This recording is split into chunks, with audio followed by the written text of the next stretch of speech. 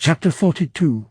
As related in the last chapter, two generals appeared in front of Zhao Zilong, who rode at them with his spear ready for a thrust. Zhang Jin was leading, flourishing his battle-axe. Zhao Zilong engaged and very soon unhorsed him. Then Zhao Zilong galloped away. Zhang Shen rode up behind ready with his halberd, and his horse's nose got so close to the other's tail that Zhao Zilong could see in his armor the reflection of the play of Zhang Shen's weapon. Then suddenly, and without warning, Zhao Zilong wheeled round his horse so that he faced his pursuer, and their two steeds struck breast to breast. With his spear in his left hand, Zhao Zilong warded off the halberd strokes, and in his right he swung the blue-blade sword. One slash, and he had cut through both helmet and head. Zhang Shen fell to the ground, a corpse, with only half a head on his body. His followers fled, and Zhao Zilong retook the road toward Long Slope Bridge. But in his rear arose another tumultuous shouting, seeming to rend the very sky, and Wen Ping came up behind. However, although the man was weary, and his steed spent, Zhao Zilong got close to the bridge where he saw standing, all ready for any fray, Zhang Fei. "Help me, Zhang Fei," he cried, and crossed the bridge. "Hasten," cried Zhang Fei, "I will keep back the pursuers." About 7 miles from the bridge, Zhao Zilong saw Liu Bei with his followers reposing in the shade of some trees. He dismounted and drew near, weeping. The tears also started to Liu Bei's eyes when he saw his commander. Still panting from his exertions, Zhao Zilong gasped out, "My fault, death is too light a punishment. Lady Mai was severely wounded. She refused my horse and threw herself into a well. She is dead, and all I could do was to fill in the well with the rubbish that lay around. But I placed the babe in the breast of my fighting robe, and have won my way out of the press of battle. Thanks to the little lord's grand luck I have escaped." At first he cried a good deal, but for some time now he has not stirred or made a sound. I fear I may not have saved his life after all. Then Zhao Zilong opened his robe and looked. The child was fast asleep. "Happily, sir, your son is unhurt," said Zhao Zilong as he drew him forth and presented him in both hands. Liu Bei took the child, but threw it aside angrily, saying, "To preserve that suckling I very nearly lost a great general." Zhao Zilong picked up the child again and, weeping, said, "Were I ground to powder, I could not prove my gratitude." From out Cao Cao's host a tiger rushed. His wish but to destroy. Though Liu Bei's consort lost her life, Zhao Zilong preserved her boy. "Too great the risk you ran to save this child," the father cried. To show he rated Zhao Zilong high, he threw his son aside. Wen Ping and his company pursued Zhao Zilong till they saw Zhang Fei's bristling moustache and fiercely glaring eyes before them. There he was seated on his battle steed, his hand grasping his terrible serpent spear, guarding the bridge. They also saw great clouds of dust rising above the trees and concluded they would fall into an ambush if they ventured across the bridge. So they stopped the pursuit, not daring to advance further. In a little time Cao Ren, Zai Dun, Zai Yu Lai Dian, Yu Jing, Zhang Liao, Zhu Chu, Zhang He and other generals of Cao Cao came up, but none dared advance. Frightened not only by Zhang Fei's fierce look, but lest they should become victims of the ruse of Zhu Zliang. As they came up, they formed a line on the west side, halting till they could inform their lord of the position. As soon as the messengers arrived, and Cao Cao heard about it, he mounted, and rode to the bridge to see for himself. Zhang Fei's fierce eye, scanning the hinder position of the army opposite him, saw the silken umbrella, the axes and banners coming along, and concluded that Cao Cao came to see for himself how matters stood. So in a mighty voice he shouted, "I am Zhang Fei of Yan. Who dares fight with me?" At the sound of this thunderous voice, a terrible quaking fear seized upon Cao Cao, and he bade them take the umbrella away. Turning to his followers, he said, "One Yu had said that his brother Zhang Fei was the sort of man to go through an army of 100 legions and take the head of its commander-in-chief, and do it easily. Now here is this terror in front of us, and we must be careful." As he finished speaking again, that terrible voice was heard, "I am Zhang Fei of Yan. Who dares fight with me?" Cao Cao, seeing his enemy so fierce and resolute, was too frightened to think of anything but retreat. Zhang Fei, seeing a movement going on in the rear, once again shook his spear and roared, "What mean you? You will not fight, nor do you run away." This roar had scarcely begun when one of Cao Cao's staff, Zai Hojai, reeled and fell from his horse, terror-stricken, paralyzed with fear. The panic touched Cao Cao and spread to his whole surroundings, and he and his staff galloped for their lives. They were as frightened as a suckling babe at a clap of thunder or a weak woodcutter at the roar of a tiger. Many threw away their spears, dropped their casques, and fled, a wave of panic-stricken humanity, a tumbling mass of terrified horses.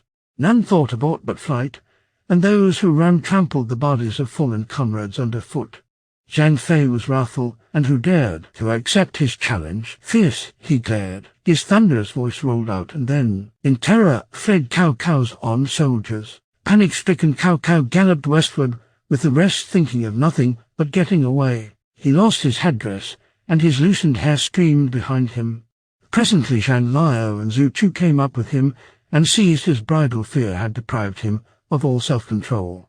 "Do not be frightened," said Zhang Liao. "After all, Zhang Fei is but one man and not worthy of extravagant fear. If you will only return and attack, you will capture your enemy." That time Cao Cao had somewhat overcome his panic and become reasonable. 2 generals were ordered back to the bridge to reconnoiter. Zhang Fei saw the disorderly rout of the enemy, but he dared not pursue. However, he bade his score or so of dust-raising followers to cut loose the branches from their horses' tails and come to help destroy the bridge. This done, he went to report to his brother and told him of the destruction of the bridge. "Brave as you are, brother, and no one is braver, but you are no strategist," said Liu Bei. "What mean you, brother? Cao Cao is very deep. You are no match for him. The destruction of the bridge will bring him in pursuit. If he ran away at a yell of mine, think you he will dare return? If you had left the bridge, he would have thought there was an ambush, and would not have dared to pass it. Now the destruction of the bridge tells him we are weak and fearful, and he will pursue. He does not mind a broken bridge. His legions could fill up the biggest rivers that we could get across." So orders were given to march, and they went by a by-road which led diagonally to Hanjin by the road of Pinyin. The 2 generals sent by Cao Cao to reconnoiter near Long Slope Bridge returned, saying, "The bridge has been destroyed. Zhang Fei has left." "Then he is afraid," said Cao Cao. Cao Cao at once gave orders to set 10,000 men at work on 3 floating bridges to be finished that night. Lai Dan said, "I fear this is one of the wiles of Zhu Liang, so be careful. Zhang Fei is just a bold warrior, but there's no guile about him," said Cao Cao. He gave orders for immediate advance. Liu Bei was making all speed to Hanjin. Suddenly there appeared in his track a great cloud of dust, whence came loud rolls of drums and shoutings. Liu Bei was dismayed and said, "Before us rolls the great river, behind is the pursuer. What hope is there for us?" But he bade Zhao Zilong organize the defense. Now Cao Cao, in an order to his army, had said, "Liu Bei is a fish in the fish kettle, a tiger in the pit. Catch him this time, or the fish will get back to the sea, and the tiger escape to the mountains." Therefore every general must use his best efforts to press on. In consequence, every leader bade those under him hasten forward, and they were pressing on at great speed, when suddenly a body of soldiers appeared from the hills, and a voice cried, "I have waited here a long time." The leader, who had shouted this, bore in his hand the green dragon sabre, and rode Red Hair, for indeed it was no other than Guan Yu. He had gone to Jiangxia for help, and had returned with a whole legion of 10,000. Having heard of the battle, he had taken this very road to intercept pursuit. As soon as Guan Yu appeared, Cao Cao stopped, and said to his officers, "Here we are, tricked again by the Zhu Liang." Without more ado he ordered a retreat. Guan Yu followed him some 3 miles, and then drew off to act as guard to his elder brother on his way to the river. Their boats were ready, and Liu Bei and family went on board. When all were settled comfortably in the boat, Guan Yu asked where was his sister, the second wife of his brother, Lady Mai. Then Liu Bei told him the story of Dang Yong. "Alas," said Guan Yu, "had you taken my advice the day of the hunting in Zushan, we should have escaped the misery of this day." But, said Liu Bei, on that day it was well damaged when pelting rats. Just as Liu Bei spoke, he heard war drums on the south bank. A fleet of boats, thick as a flight of ants, came running up with swelling sails before the fair wind. He was alarmed. The boats came nearer. Then Liu Bei saw the white-clad figure of a man wearing a silver helmet who stood in the prow of the foremost ship. The leader cried, "Are you all right, my uncle?" "I am very guilty." It was Liu Kai. He bowed low as the ship passed, saying, "I heard you were in danger from Cao Cao, and I have come to aid you." Liu Bei welcomed Liu Kai with joy, and his soldiers joined in with the main body, and the whole fleet sailed on while they told each other their adventures. Unexpectedly, in the southwest there appeared a line of fighting ships, rushing up before a fair wind. Liu Kai said, "All my troops are here, and now there is an enemy barring the way. If they are not Cao Cao's ships, they must be from the Southland. We have a poor chance. What now?" Liu Bei went to the prow and gazed at them. Presently he made out a figure in a turban and Taoist robe sitting in the bows of one of the boats, and knew it to be Zhu Jiang.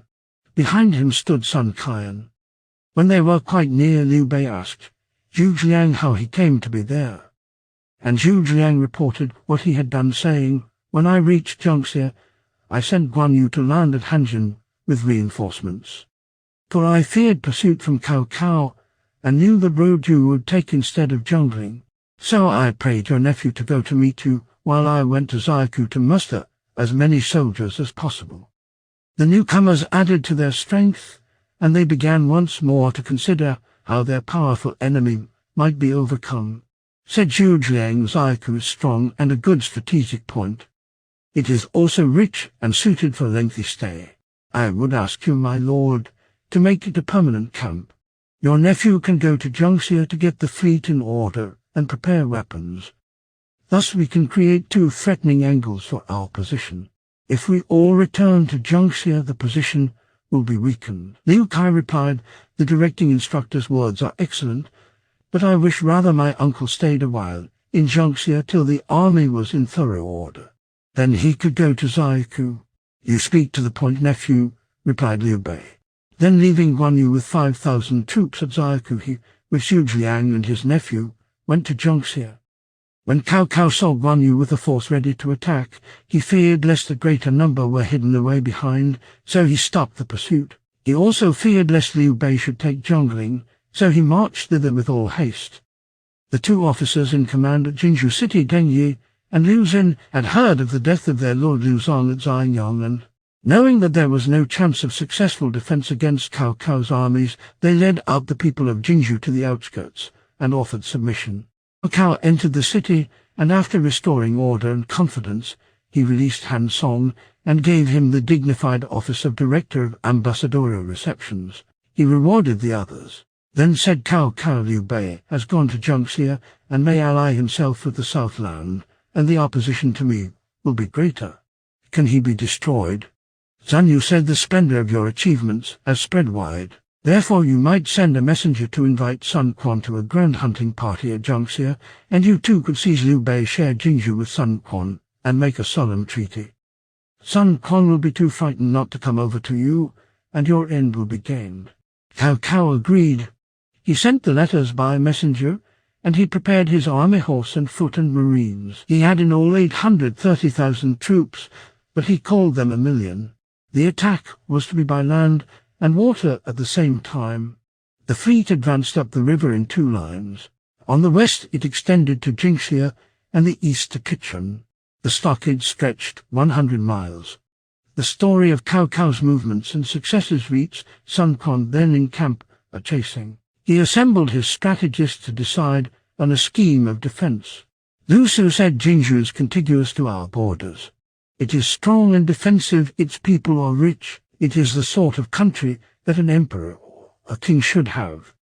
Liu Bai's recent death gives an excuse for me to be sent to convey condolence, and once there, I shall be able to talk over Liu Bei and the officers of the late imperial protector to combine with you against Cao Cao.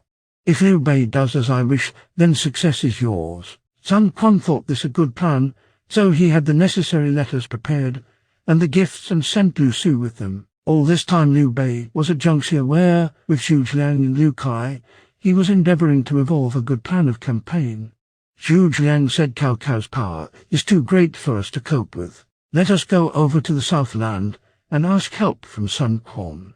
If we can set north and south at grips, we ought to be able to get some advantage from our intermediate position between them. But will they be willing to have anything to do with us? Said Liu Bei. The Southland is a large and populous country, and Sun Quan has ambitions of his own. Zhu Jiang replied, Cao Cao, with his army of 1,000,000 holds the Han River and a half of the Great River.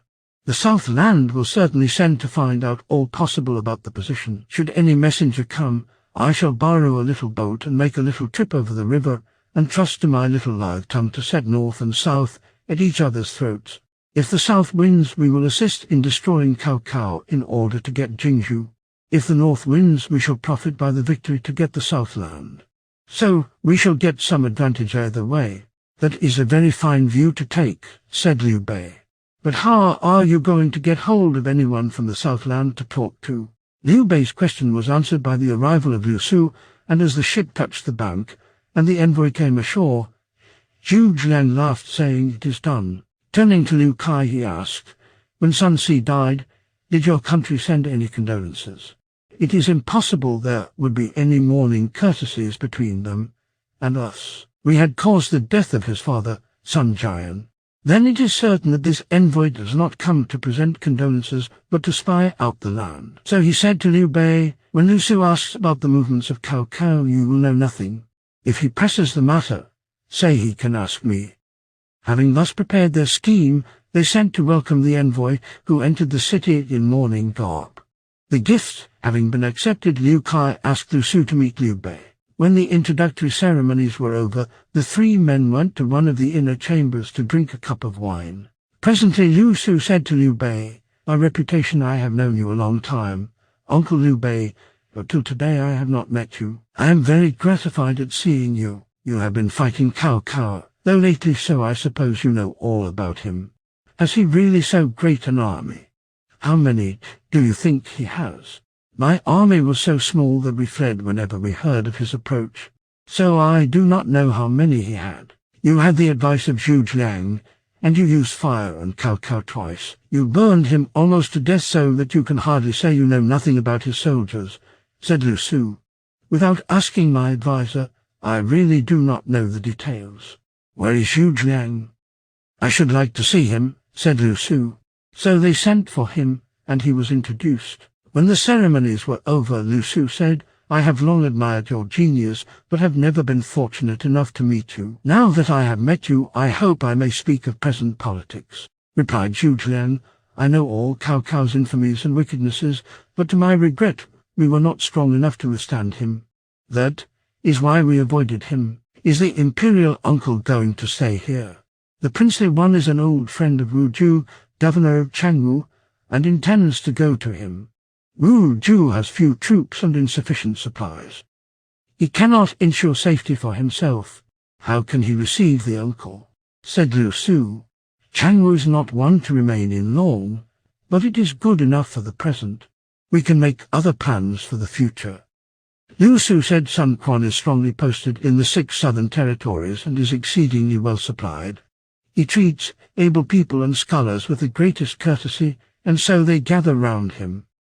Now, if you are seeking a plan for your prince, you cannot do better than send some friend to confer with him. There have never been any relations between my master and yours, said Zhu Jiang. I fear there would be nothing but a waste of words. Besides, we have no one to send. Your elder brother Zhu Jin is there as adviser, and is longing to see you. I am but a simple white, but I should be pleased to discuss affairs with my master and you. But Zhu Jiang is my directing instructor, said Liu Bei, and I cannot do without him. He cannot go. Liu Su pressed him. Liu Bei pretended to refuse permission. It is important. I pray you give me leave to go, said Zhu Jiang. Then Liu Bei consented, and they soon took leave, and the two set out by boat for Sun Quan's headquarters. A little boat sailed down the stream, with Zhu Jiang well content, for he could see his enemies to fiery perdition sent. The result of this journey will appear in the following chapter.